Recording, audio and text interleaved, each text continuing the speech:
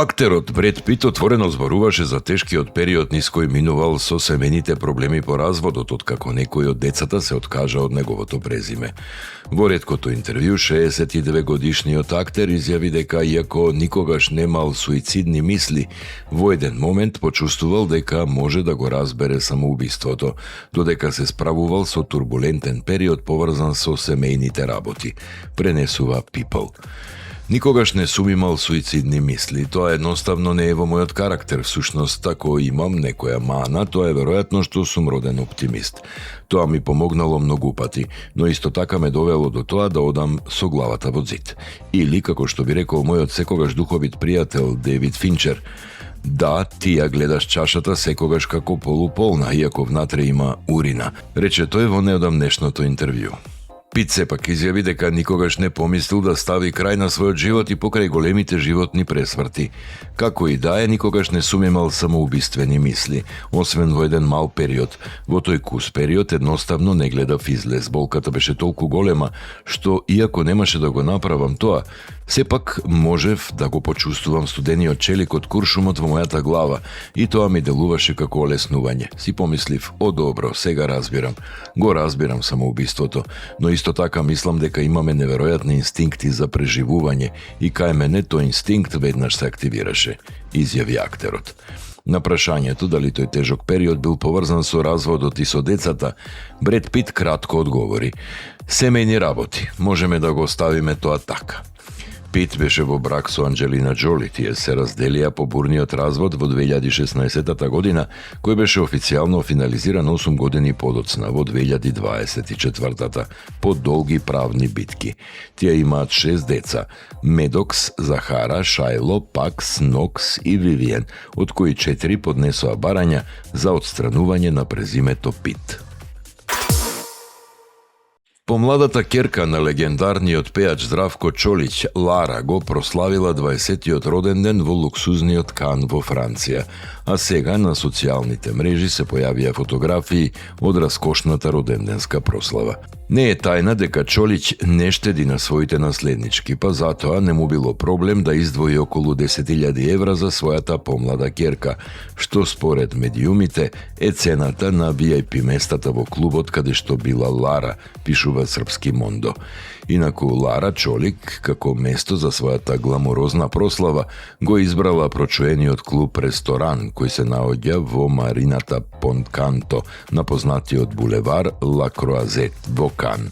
Ова ексклузивно место е познато по тоа што ги собира светскиот джет сет, славните личности и меѓународната елита. Посебно внимание на следбениците привлекле и шеговитата порака на тортата: веќе имам 20 години.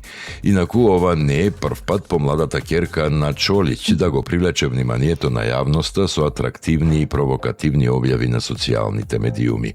Неодамна вниманието го привлече незината фотографија во прекратките на контроверзниот рапер Драгомир Деспич Десингерица, како и незините изданија во црна чипка со подвески и минијатурен фустан од една прослава.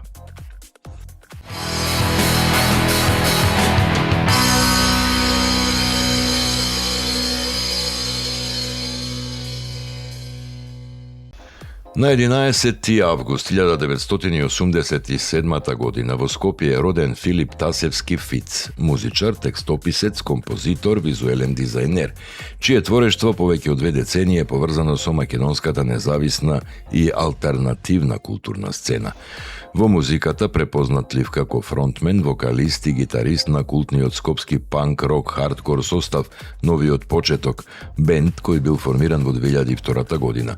Групата со својата енергична комбинација на панк-рок и хардкор остави значаен белег на македонската андерграунд сцена со бројни концерти низ земјата и со настапи во странство.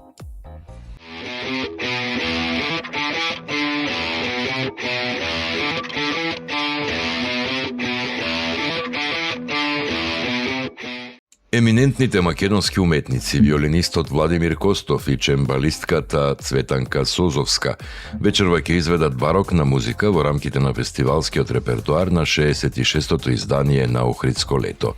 Концертот ќе се одржи во црквата Света Софија со почеток во 21 часот.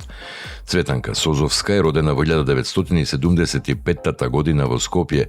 Започнува да учи пијано на 7-годишна возраст и основното и средното музичко образование ги завршува во класата на професорката Кармен Костова во Средното музичко училиште Илија Николовски Луј. Во 1996 година дипломира во класата на професорот Борис Романов на Факултетот за музичка уметност во Скопје. Со својот среден успех на студии од 10.0, таа е прогласена за најдобар дипломиран студент на својата генерација на Факултетот за музички уметности Скопје и на Универзитетот Свети Кирил и Методи. Се усовршува на Кралскиот конзерваториум во Хаг, Холандија, каде специализира чембало и барокна музика на одделот за стара музика. Во класата на светски признатиот холандски чембалист и фортепианист Жак Ох, таа ги заокружува до дипломските и постдипломските студии по чембало и во 2002 година се стекнува со титулата магистер по музика.